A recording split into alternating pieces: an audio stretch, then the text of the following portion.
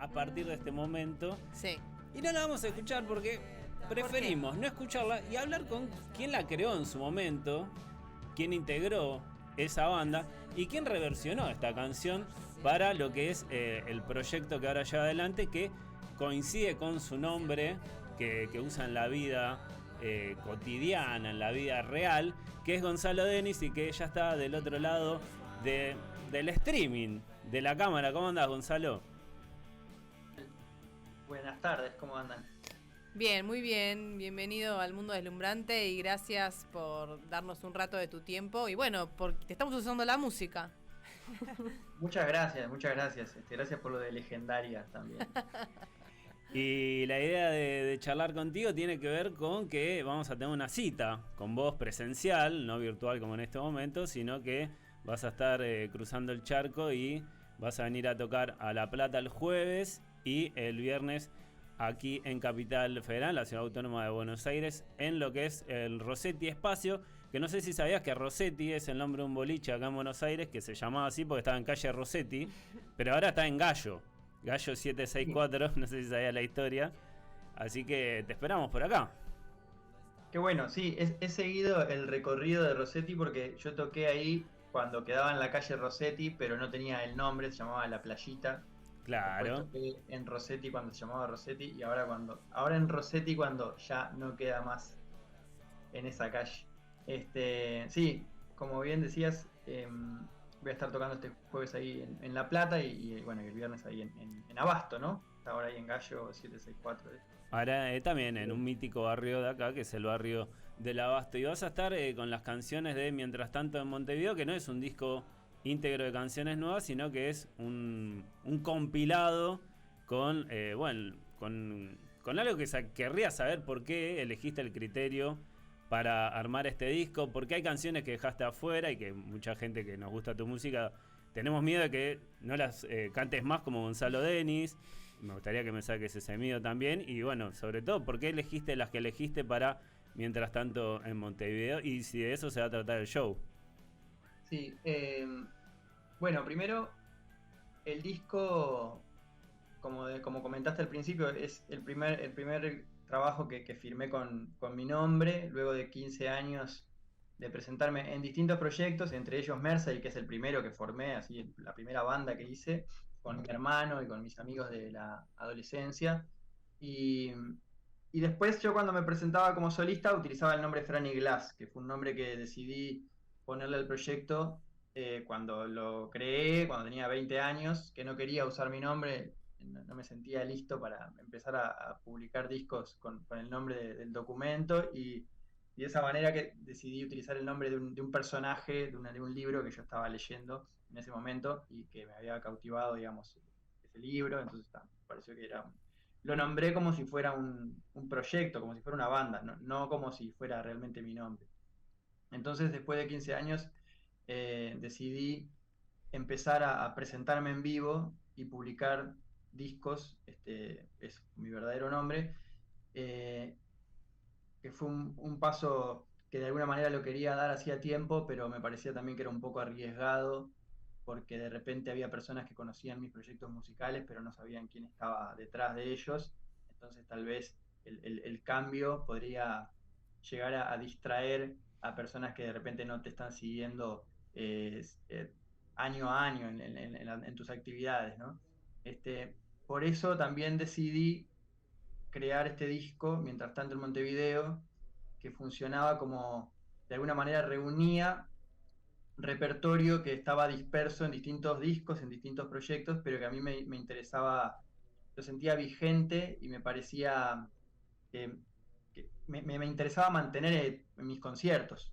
Eh, entonces lo pensé como si fuera casi como un concierto, ese álbum, que para hacer un disco es bastante largo, o sea, tiene 18 canciones, 6 son novedades, digamos, son 6 canciones nuevas, y 12 que son una selección de canciones que yo había publicado, como Franny Glass, con Mersey, con El Astillero, que fue otro proyecto que también integré, o colaboraciones como la que había hecho con el músico Luciano Superviel.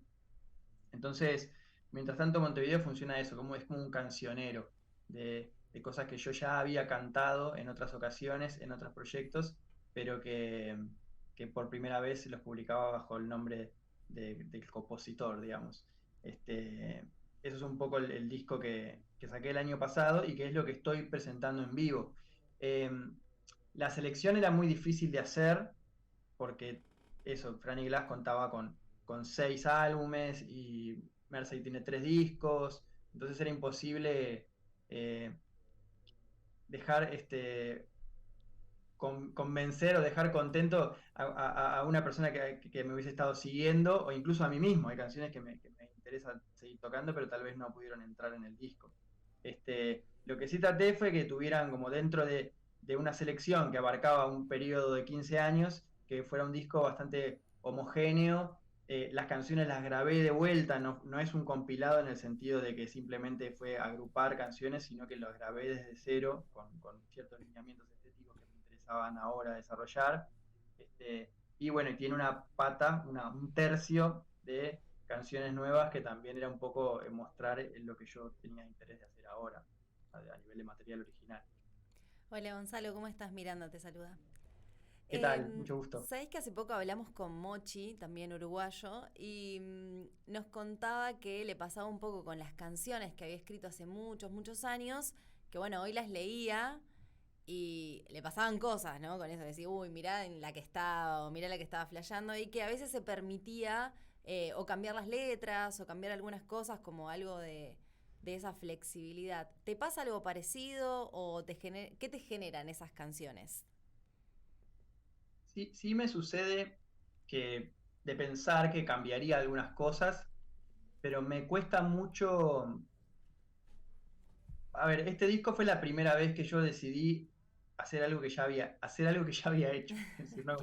siempre, siempre que se dio la oportunidad, como muchas veces no hay un presupuesto muy grande para decir, bueno, quiero grabar esto, quiero grabar aquello. A veces hay que tomar decisiones de, bueno, de ahora, por este periodo voy a abocarme a esto, o a esta grabación, o a este repertorio y tocarlo de determinada manera, con determinada banda. Siempre que los sellos con los que trabajé eh, en algunas ocasiones me planteaban la posibilidad de reeditar algo, a mí siempre me dio más ganas y tuve mayor interés en hacer cosas nuevas, o sea, más que de mirar hacia atrás. Esta fue la primera vez que hice eso. Y bueno, y eso me llevó a tener esa posibilidad abierta. Más allá de que en vivo uno siempre puede modificar frases y cambiar versos y versiones, ni que Claro. hablar, acá era una oportunidad. eh, Acá, bueno, por nombrar un referente súper conocido de Uruguay, Jaime Ross suele hacer eso, ¿no? Tiene sus canciones a lo largo del tiempo, las ha ido regrabando Ujú. y muchas veces modificando el arreglo y hasta en algunos casos modificando la letra. Es como un ejemplo de ir de un perfeccionista que va incluso con el material ya publicado, Claro. lo va actualizando. A mí me pasa de que hay canciones con las que ya no me identifico tanto Ujú. y de repente no me cuesta más interpretarlas en vivo y sentir lo mismo que me pasa con otras, pero me resulta muy difícil eso de reescribir. Claro. Eh, sí se me pueden ocurrir ideas que tal vez irían mejor con lo que yo tengo ganas de decir ahora, pero hay algo con ese trabajo medio como este, ¿qué es? No es arqueológico, pero no, como de empezar a buscar en las cosas que hice y discutir con ese yo de ese momento y yo siempre voy a tener ventaja de alguna manera, Claro. porque yo puedo modificar las cosas. El diario del Aunque ese lunes. otro yo ya alcanzó a otras personas que de repente se identificaron con lo que yo estaba diciendo en ese momento y de alguna manera les llegó más o menos profundamente. Ujú. Entonces es algo con lo que tengo cierto cuidado. Me parece muy bien la gente que lo hace. También creo que Leonard Cohen también lo hacía. Este, pero me cuesta un poco eso de decir, bueno, voy a agarrar el trabajo este que ya estaba hecho y le voy a cambiar. Es una manera de ver el acto creativo también, ¿no? Como a lo largo del tiempo, ¿no? De ir Claro. perfeccionando la obra. A mí siempre me gusta más me gusta más ir perfeccionando la obra, pero tal vez con nuevas materias primas, digamos, ¿no? Y leí en una nota que decías que cerrar Franny Glass te había dado libertad. Y te quería preguntar por esa libertad, digo, que supongo que antes, o sea, que antes necesitaste a Franny Glass para sentir otra libertad, digo, ¿no?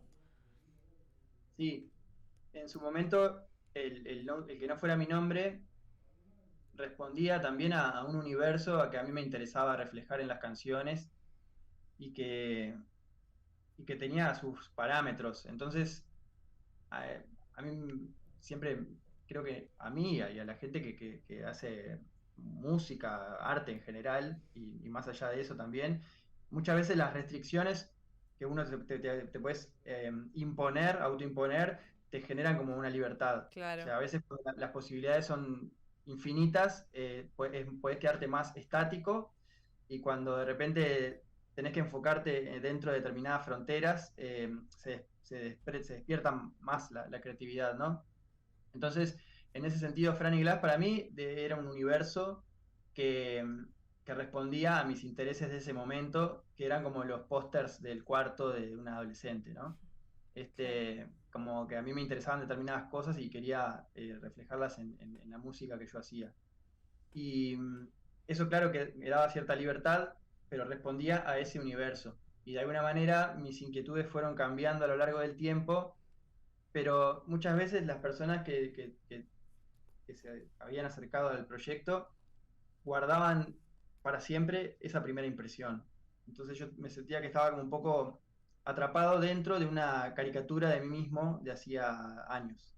Este, entonces el hecho de decir, bueno, sigo siendo yo, soy la misma persona, pero bueno, el hecho del cambio, ¿no? Del nombre y que tuviera que ver con mi nombre real, eh, de alguna manera me hizo pararme en un lugar que era, bueno, ahora puedo hacer cualquier cosa. Ahora puedo reinventarme realmente. Si bien siempre me, me- me sedujo la idea de reinventarme disco a disco, en este caso era más pronunciada esa posibilidad, ¿no? Entonces, este, sí me dio cierta libertad y después también es un periodo que sigo atravesando, o sea, es bastante reciente el final de Franny Glass para haber sido un proyecto que llevé a cabo durante 15 años. Es inevitable que se me siga asociando a eso y se me va a seguir asociando. Y a mí también a veces me cuesta, a nivel de autopercepción, como que hay muchas preguntas que antes no necesitaba hacerme, que ahora, a nivel de dónde estoy parado como artista, este, en mi carrera, ahora justo que hablaban de las carreras, que mi carrera, ¿no? O sea, dónde estoy, cómo me veo a mí mismo y cómo me ven otras personas. Como que en algún punto me vi entre el ser un músico con ya cierta carrera y que algunas personas están atentas al trabajo que yo hago, y el ser completamente nuevo.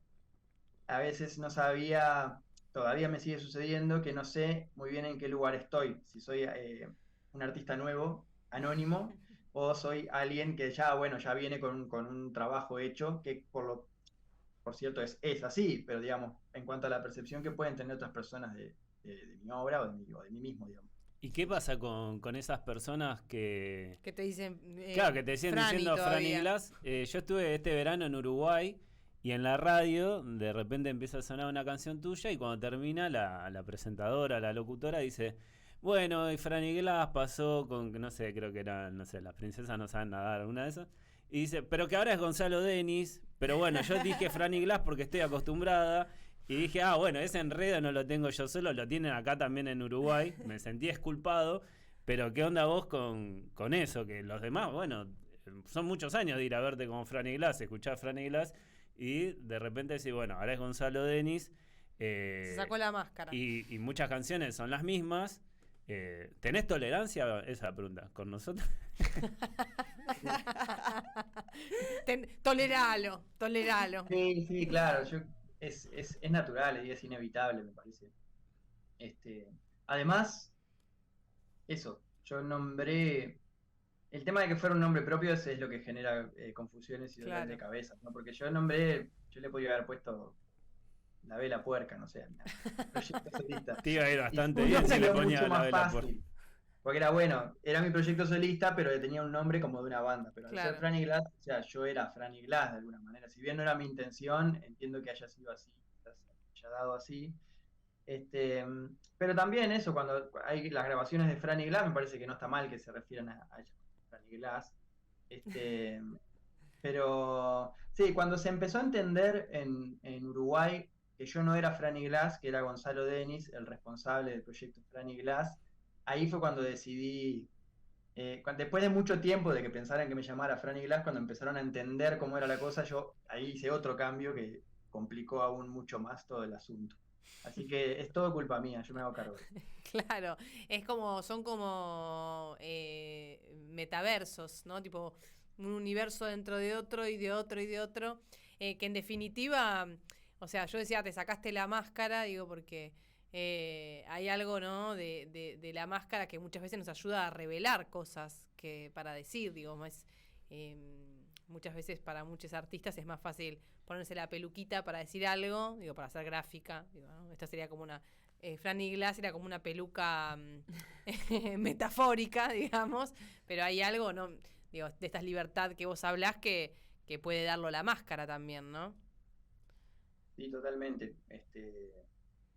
Totalmente, porque aparte el hecho de eso, Franny Glass me permitía tener como ese nombre de fantasía, de crear algo más parecido como a un personaje escénico también. Si Claro, bien no había, no era que lo hubiese trabajado profundamente, pero sí era como eso, como algo que, eso, tal cual, lo de la máscara, lo de la peluca es una buena metáfora. Pero al mismo tiempo había una búsqueda detrás de buscar cierta, eh, ¿no? Como de empezar a rascar en las concepciones que yo tenía a nivel de proyecto artístico, de cómo debía ser un proyecto artístico, o qué tipo de música yo debía hacer, eh, o cuánto de eso, o cuánto de mi educación musical había estado claramente influido por fuerzas que uno a veces lo que percibe como algo natural no es tan natural, ¿no? Es como algo impuesto. Entonces, como que también había una búsqueda de identidad musical que de alguna manera se cristalizaba con esta idea de decir, bueno, ahora ya no es más Franny Glass, ahora soy yo, soy Gonzalo. Este, y, pero también, como digo esto, también está la otra parte. Yo lo que hablaba era que podía reinventarme, tenía libertad, pero también decidí, ¿no? Hacer un disco que reúne un poco, es como una especie de prontuario, pero también como un mapa de ruta, ¿no? Como decir, bueno, esto es lo que yo he hecho, no es que corté en seco y dije, aquello ya no me representa, claro. sino que lo traigo a mis conciertos e incluso lo traje a mi primer disco con mi nombre porque es una parte de mí que me parece necesaria mantener vivas las canciones que he hecho y con las cuales todavía me identifico. Entonces, este, hay un poco de todo. Y Gonzalo, ahí entra lo de los problemas de autopercepción. y vos tenés una relación, iba a decir particular, pero bueno, decí vos cómo es tu relación, con respecto a las canciones como formato, como ser, como espíritu, como algo que vos las estudiás en las canciones, hablás de canciones, las nombrás, ¿no? Las evocás, también haces un taller de canciones, participaste del documental de Pablo Dacal que trata sobre canciones. Y bueno, ahora que sabemos que sos arqueólogo también, ¿qué onda vos y las canciones? ¿Cómo definís tu relación con ellas? Eh, bueno, es como es el formato que yo he encontrado más eficiente para comunicarme, ¿no? O sea, yo de alguna manera en las canciones puedo decir cosas que de otra manera Mm. no puedo decir.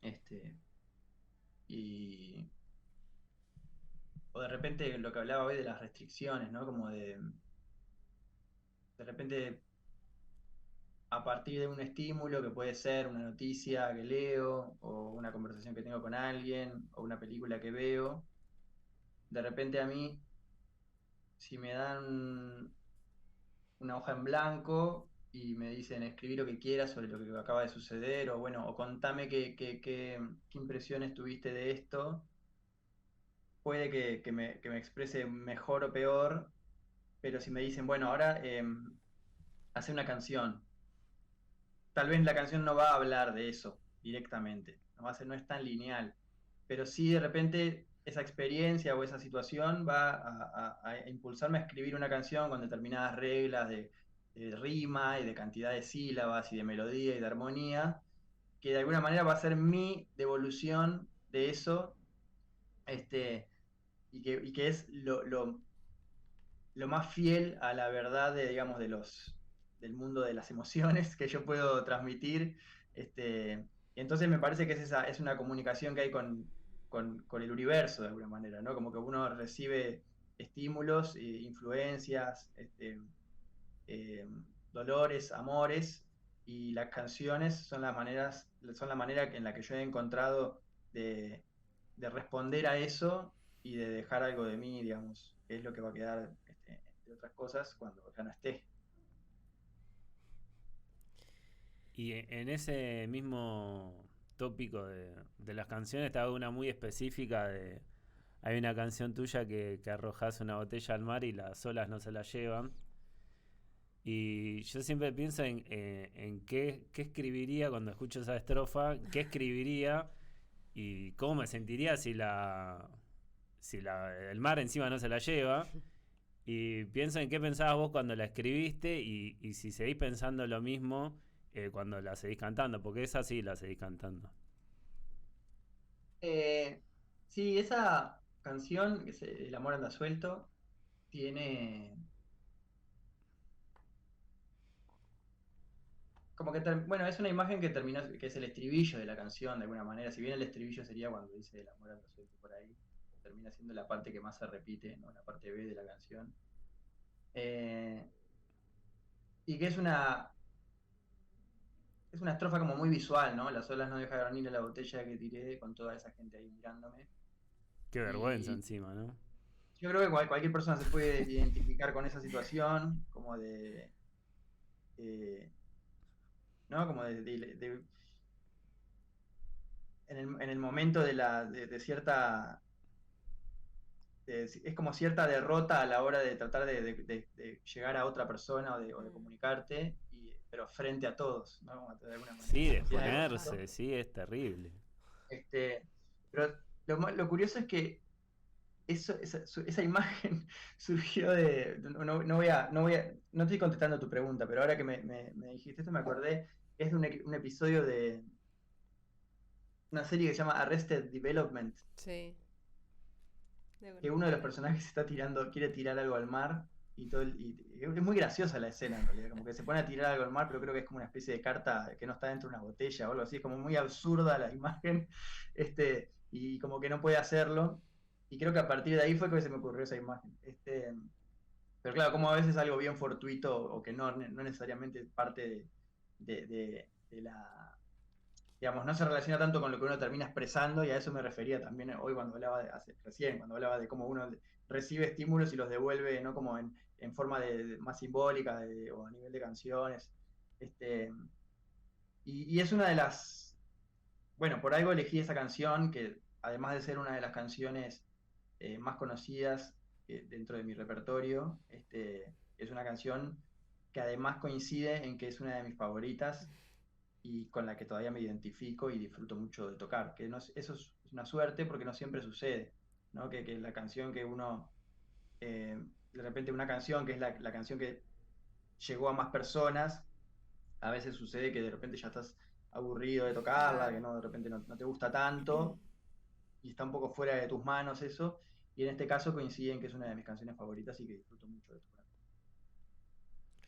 Y retomando un poco la pregunta del principio, que qué pasaba con las canciones que quedaron afuera y que eran de los proyectos anteriores. Bueno, re insistente, ¿no? Pero Sí, sí. O sea, pará, ¿cuál no querés que Con- deje de tocar? Decíselo directamente. No, un montón. Pero las que están en el disco también me gustan todas. Pero hay algunas que quedaron fuera del disco que vos querés de alguna manera persuadirlo para que vuelva a tocar. Y, por ejemplo, hay muchas Decile que no- tenés una propuesta No, para pero que su segundo disco con yo su digo, nombre también porque en tenga... Argentina hay muchas que no cantó en vivo. Esa es la crítica. Ah, O que por lo menos en los recitales que yo fui en Capital no las Claro. tocó. Entonces dije, por ahí puedo hacer como un show especial, cerrar esa, tocar las que nunca tocaste en Argentina.